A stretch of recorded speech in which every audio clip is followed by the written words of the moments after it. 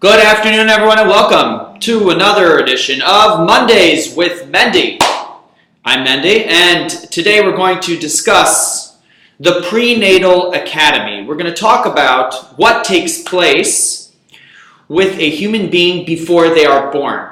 We're going to look at this not necessarily on a physiological level, but on a spiritual level, and give us greater comprehension into the process of the fetus, which then becomes the body, and eventually a full-fledged human being upon birth.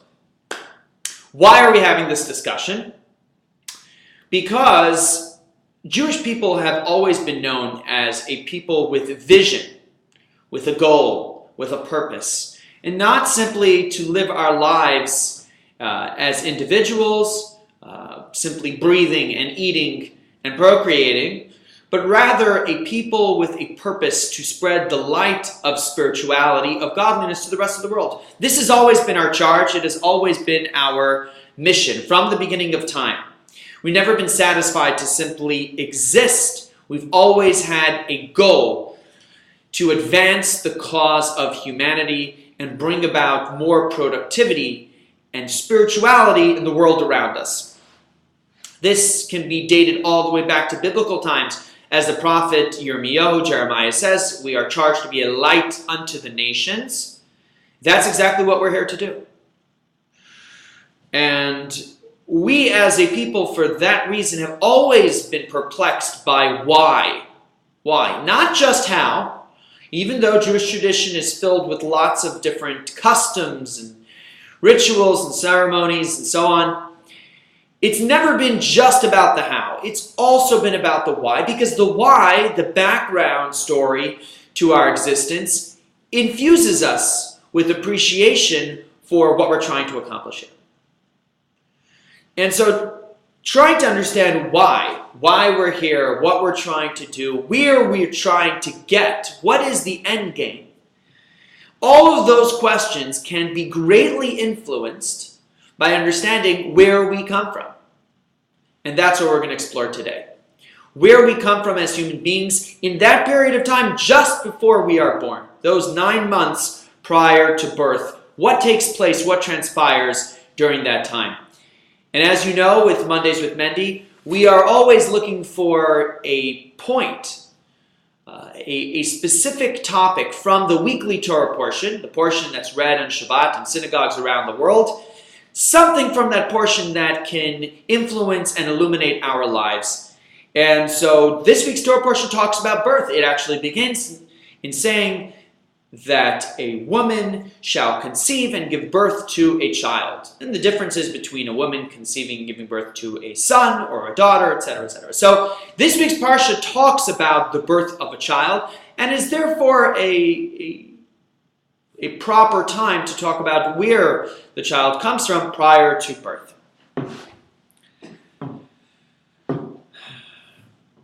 So what takes place? What goes on in the womb of the mother before the child is born?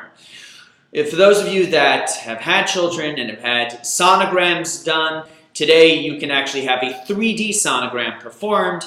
It's almost like watching a movie at an IMAX theater. People invite their family and their friends. It's a big occasion. And you get a very, very clear sense of what the baby really looks like inside of the womb of the mother. So we've seen a little bit of the physical transformation that takes place. But what is truly happening spiritually? Because we know that life is not simply about our flesh and bones, but rather the spirit inside of us. Well, what's happening spiritually to this baby as he or she is being formed in the womb of the mother? The Talmud tells us some fascinating things, some truly remarkable stuff. It says that a light burns above the baby's head, the fetus's head, and it can see from one end of the world to another. And it is therefore not astonishing that just like a person who is dreaming can sense that they are in Spain, even if they're in Babylonia, so too a child, a fetus in the womb of its mother, has a sense, an awareness that's unrealistic. It's otherworldly. And then it tells us something truly fascinating, that an angel comes and accompanies the fetus through its growth and teaches it all of the Torah. Every aspect and dimension of the Torah is taught to the fetus while it is in the womb of the mother. Then, just before the child is born, an angel comes along and flicks the angel on the lip. Some people say that's why there's a little indentation right here on your lip. The child is flicked on the lip and forgets the entire Torah. Everything that it was taught over the last 9 months is completely and utterly forgotten, which seems strange unto itself. And then finally, right before the child is born, it is made to swear. The fetus, the soul, must swear that it will be righteous and not wicked. And the child comes out and is born. So while we think of childbirth and labor as being difficult and painful, absolutely, much more is going on beneath the surface that we don't realize and recognize. And it's not just about the physical transformation, the fingers and the hair and all of that. It's a spiritual transformation that's taking place as well, because this child will be born and a soul will be inside of it. Where and when and how does that come to be? So, of course, when you're an infant or a fetus and you're in your mom's tummy, you have a very distinct relationship with the mother. You feel the kicks, the mother feels the kicks, feels the urges to eat licorice or pickles or chicken. Everyone's different. Tubs of ice cream maybe. But in reality, there is something much deeper, much holier that is taking place inside of the mother through that 9-month process. There's a story told about a young boy named Abraham Brill. Abraham Brill was a prodigy in the fullest sense of the word. At 18 years old, he was already completely versed in all of the Talmud and all of the Old Testament. When by that I mean the Torah, 5 books of Moses, the prophets, and all of the writings, the scriptures, everything. He was completely fluent in all of it. And people would talk about this young man and his tremendous affluency in all of these tremendous comprehension of all of these different, very difficult concepts. A wise man once said about this young boy that it seems that the reason he was so proficient in so many different areas of the Torah at such a young age is because the angel forgot to tap him on his lip. And as a result, he retained much of the information that he was taught while in his mother's womb. An interesting story.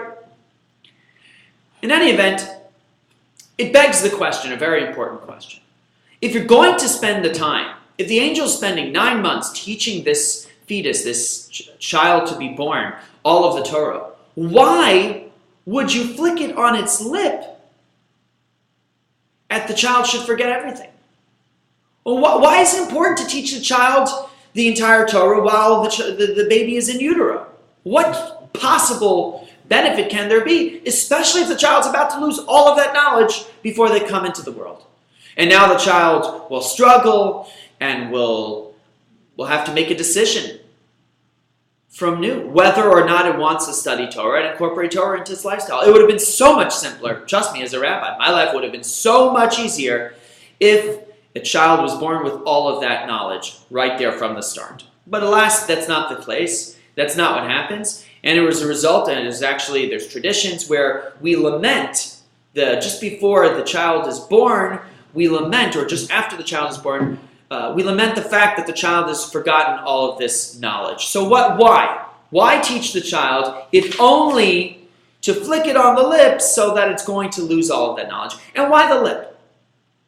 The angel could do it in so many different ways, I'm sure. On the head, maybe on the hand, maybe it could give some signals, right? Like they do in Major League Baseball. Who knows? But why specifically flick it on the lip in order that it should forget everything that it had just previously studied? Understanding this dilemma can be done in a couple of different ways. First of all, there is a legal approach. There's a legal qualification for teaching the child in utero the entire Torah. And that is because you are about to ask the child to take an oath. The fetus, the soul of the child, is going to take an oath to be righteous and not to be wicked. Now, any sound legal attorney would tell you not to take an oath to something if you don't have the ability to complete the terms of what you're going to swear to. And so therefore the child would not take the oath, the soul would not take that oath unless it had been taught the entire Torah and was now fully capable of exercising that directive to be righteous and not to be wicked.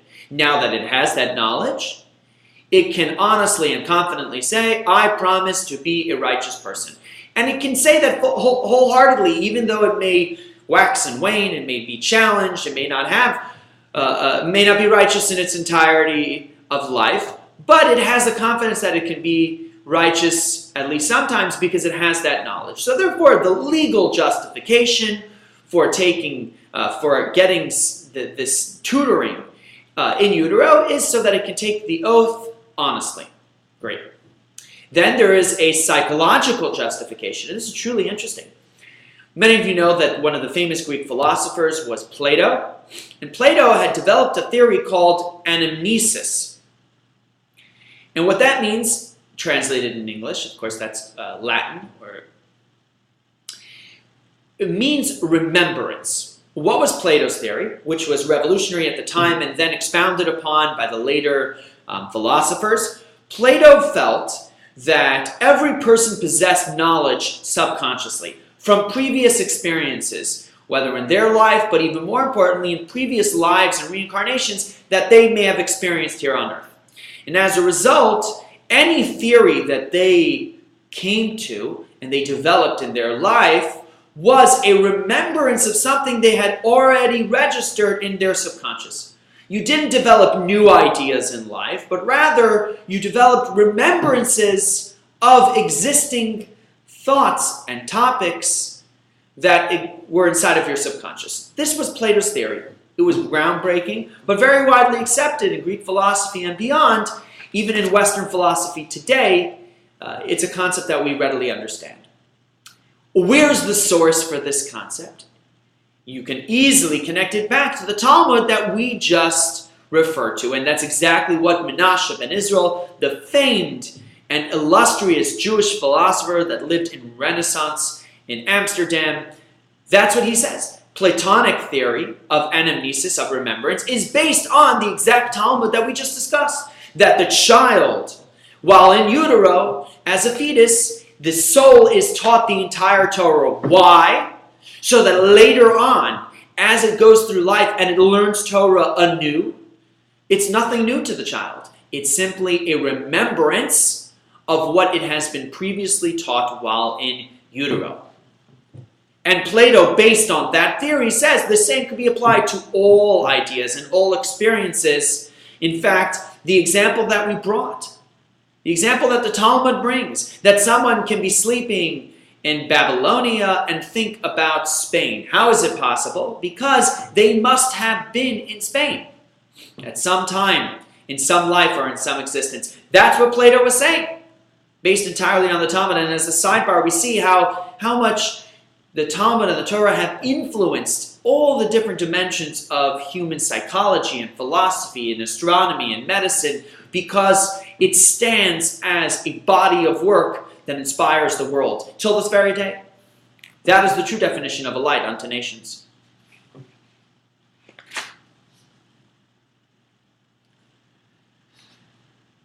So a person may not understand what the Torah means when they are born. They may have no idea, no comprehension of the vast works in the 5 books of Moses and the Talmud and any of it. They may have no idea what it truly means. But when they are made familiar with it, when they are introduced to it as born, breathing human beings, they sense a point of connection because of this remembrance for what they were taught while in utero. Now, of course, we cause the child to forget. The angel flicks the child on the mouth. Why? Because if you didn't forget, if you knew all of this knowledge, this wealth of understanding as you were born, number one, there would be no point to human existence. No reward, no punishment. We would probably function exactly like angels. Angels have no up and down, no backwards, forwards. They're never doing well, doing bad. They're stagnant and stationary. And God didn't want his Torah for stagnant and stationary creatures. That's why God created the world, to have that process of growth. So therefore, if a Jewish person was born with all of this knowledge from the get-go, there would be no growth. There would be no ups and downs. We would simply perform because we knew everything. We would have the fullest comprehension and understanding, and that would automatically inspire us to do what's right. We really wouldn't have much of a free choice. And so therefore, we have to be flicked and forgotten. Number one. Number two, if you were born with such a level of knowledge, you wouldn't want to interact with the physical world. You would be so connected to Torah study, so inspired by your understanding of it, you would probably lock yourself away in a hut in the Himalayan mountains, and you would cease to interact with society at large, which is contrary to the purpose for creating the world. The world was created so that we can not only interact with it, but transform it into positive, productive, and spiritual existences. That's why we're here. And of course, Torah study is very important. It's there to influence that process, to help guide us along in that work. But if we were to have such a knowledge and comprehension readily from the get-go, we probably would choose to remove ourselves from that work and simply study Torah, seeing how beautiful it truly is. So therefore, yes, we are flicked on the lip. Yes, we lose that understanding, and we have to regain it. But that process of growth is why we're here. That process, that ability to fail is what makes life meaningful. The soul is there inside each and every one of us. Sometimes we feel more spiritually connected and sometimes less. But it never ceases to be there inside of us, giving us life and energy. And that soul, that candle, if you would, right? We mentioned in the Talmudic quote that it is like a light, a flame, a light that helps shine within inside of us, but also from us to other people. That candle, that flame, that soul, it comes from somewhere. It comes from God. It is a piece of God. And it is imparted inside each and every one of us to help guide us along on the path. There is a story told about a gentleman who lived in the old country. He lived in Russia, and this gentleman was once walking along in a small village when he hears this most amazing piece of music, just absolutely beautiful. And he's listening to the music as it gets played, and he's just totally enamored by it. And then all of a sudden he turns another corner, and the music is gone. He sits down and recounts to himself this beautiful musical composition, and he lives his life on a daily basis listening to this powerful melody. But alas, one day he forgets the music. It's been a couple of years since he's heard the original composition, maybe longer. He forgets the music, and he's devastated by it. And so every time he travels for business or for pleasure, and he shows up in a village, he tries to absorb as much music as possible from the village, wandering from tavern to tavern, listening to all the various musicians, trying to reconnect with his melody, his song, but to no avail. And years go by when all of a sudden one day he finally finds a faint whisper of that same melody. And he hearkens closer and closer and closer until he is reconnected with that original composition, and he comes back to life in a way that hadn't existed until he had heard the melody in its original form. The same can be said for us here on earth. When we are inside of the womb of our mothers, we are listening to the most amazing melody on earth. But then we get flicked on the lip, we are born, and we forget the melody. And we spend our whole life yearning and striving to reconnect with that original sound. It gives us the push that we need. The yearning and sensation, the craving desire we have to further our spiritual growth so that we can reconnect with that original melody. That is why Jewish people have always forged ahead and always asked why and how. Because they are that burning desire, that yearning sensation to understand and recomprehend the Torah that was taught to them in utero, to reconnect with that beautiful melody they once heard in the beginning of their existence. You see, the soul is literally like a piece of God. It is a spiritual emanation from God. And originally, it sits on high in heaven until it is given a task. But once it is given that task, it recognizes the importance of the work that it needs to do. It is then imparted slowly but surely down here into our bodies. And there inside of the womb over the 9-month period, the soul is being introduced to the physical body. One step at a time. As the body grows, the soul becomes more connected with the body and more connected with the body. And this is a very difficult process. It went from living a purely spiritual experience to now being connected with a corporeal, physical entity. So with 1 month and 2 months and 5 months, 6 months, that connection becomes strengthened until finally, at the end of 9 months, it is finally ready for the body to be born into this physical world. And now the soul has been taught the entire Torah. But unfortunately, it's about to lose it. In that moment, when the angel flicks the child on the lip and the child is born, 2 things happen. Yes, the child forgets everything that it had learned, but also it becomes inextricably linked with its soul inside of it. That is what takes place every time a child is born. So while we are saddened by the fact that the child no longer possesses the wealth of knowledge it was taught while it was in the mom's womb, we are happy, we are inspired, we are confident that it will still choose to relearn, to re-engage, to recommit itself to leading a spiritual life because it has been inextricably connected and linked to a powerful and beautiful soul inside of it.